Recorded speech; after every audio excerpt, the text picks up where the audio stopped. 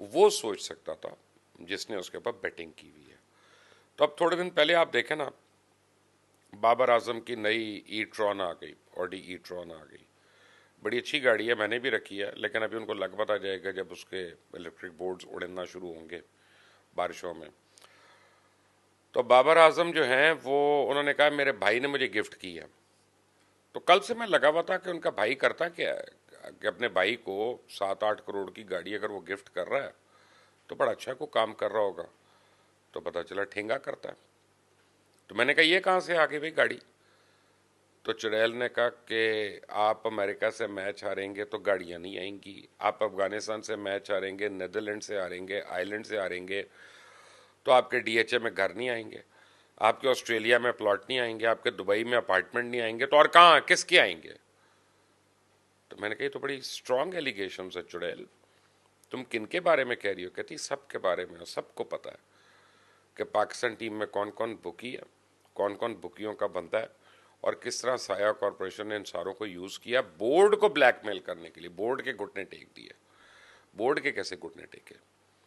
कि पिछला world cup हो रहा था इंडिया में, 8 प्लेयर्स ने कह दिया हमने तो करना ही नहीं, और बाकी जो प्लेयर्स थे उनको इन्होंने कहा कि हम जो स्टैंड ले रहे हैं तुम हमारे साथ रहना, तुम्हारी भी पे बढ़ेगी।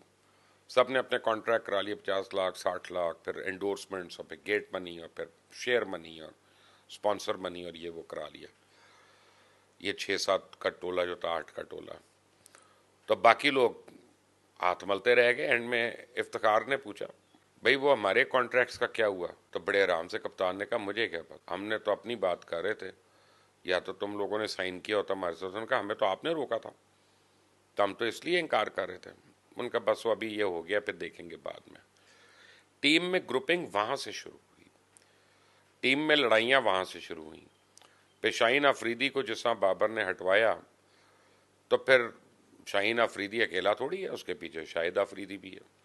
वो पूरी एक लॉबी है और उसका एक करिश्मा है, उसका वो एक स्टार है। तो वो सारा चला। तो फिर बाबर आजम ने कैसे चलना था?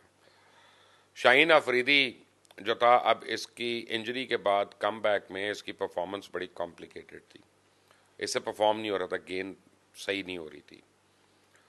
तो फौरी तौर पे इन्होंने कहा कि जी मोहम्मद आमिर को ले आओ, इमाद को ले आओ।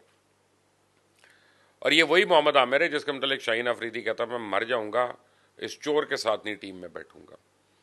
ये वही था।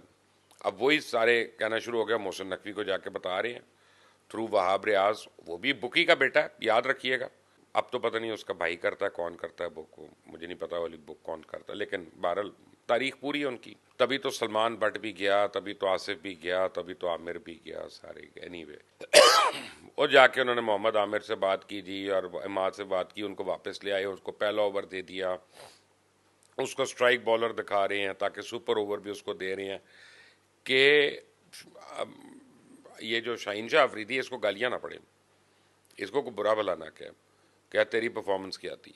मेन स्ट्राइक बॉलर वो है। उसके बाद हारिस रऊफ का देख लें आप। ये वो जो हमारा यंग लड़का है ना, जो जो बॉलर भी है और जिसको इंजरी हुई थी अभी, उससे बड़ा जेलस है। उसको ये नहीं चाह रहा था कि परफॉर्म करे, और इन्होंने बड़ा कोशिश की उसको काटने की। लेकिन टैलेंट बहरहाल होता है, और टैलेंट दिखाया जाता है कि कहीं ना कहीं अपने आप को दिखाया जाता है। तो अब सारे अलग अलग जा रहे हैं। मोहम्मद आमिर वहीं से जा रहा है अपनी काउंटी खेलने, लीग खेलने, और सारे क्रिकेटर्स ने आगे साइन कर लिया। किसी ने श्रीलंका की साइन की हुई है, किसी ने मालदीव्स की साइन की हुई है, किसी ने बांग्लादेश की, कहीं कहीं इंग्लैंड में, कि 1 साल दबा कर ये लीगें खेलेंगे और अगले साल अपना जो है ये खुशो खुरम कहीं बैठ के कॉमेंट्रियाँ करेंगे और लाखों डॉलर कमाएंगे उस पर। इन्होंने पाकिस्तान बेचना था, बेच दिया। इनको स्वाद इकट्ठा। हाँ, साल के बाद जब इनको लगेगा कि नई टीम नहीं चल रही, क्योंकि सारे जब नए आएंगे, सारी जब नए आएंगे तो नई टीम तो स्ट्रगल करेगी। पहले 1 साल 2 साल वो बेचारे रगड़े खाएंगे, कोई बात नहीं। तो उस वक्त कौम जब बुरा भला कहेगी, और जब चैंपियंस ट्रॉफी में मार पड़ेगी जो थोड़ी अरसे के बाद है, तो फिर से वापस बुलाया जाए, किसको बुलाएं जी, किसको बुलाएं, इसको बुला लो, उसको बुला लो, नहीं वो अच्छा था उस वक्त, वो आएंगे, एक एक मैच खेलेंगे, परफॉर्म करेंगे और चले जाएंगे।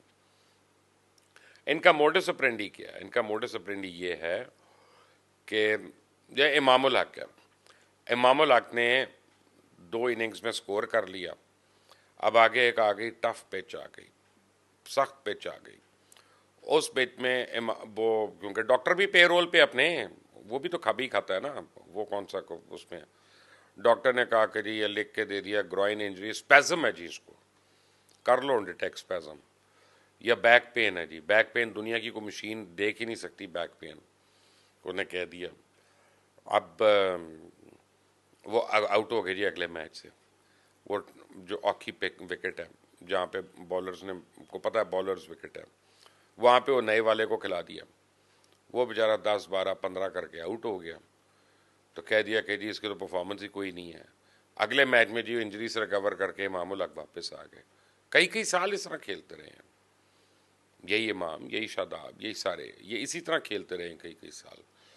जिसमें बाबर भी मुलव्वस है, जिसमें इंजमामुल हक भी मुलव्वस है, जिसमें मुश्ताक भी मुलव्वस है, जिसमें सकलैन मुश्ताक भी मुलव्वस है, जिसमें ये सारे लोग हैं। यानी कमाल की बात यह है कि इन्होंने 3 3 बोर्ड के चेयरमैन खा गए हैं, इनकी करप्शन वहीं पे खड़ी हुई है।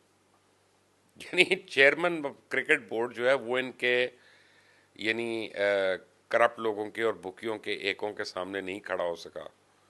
और फिर क्या हुआ कि एक को जब निकाला रमीज़ को, रमीज़ ने जाके बाबर के हक में स्टेटमेंट्स देनी शुरू कर दी, ताकि बाबर के जो पूरी ट्रोल्स की टीम है वो रमीज़ के लिए बड़ी अच्छी अच्छी बातें करे और लोग कहें कि नहीं रमीज़ को ही ले आओ,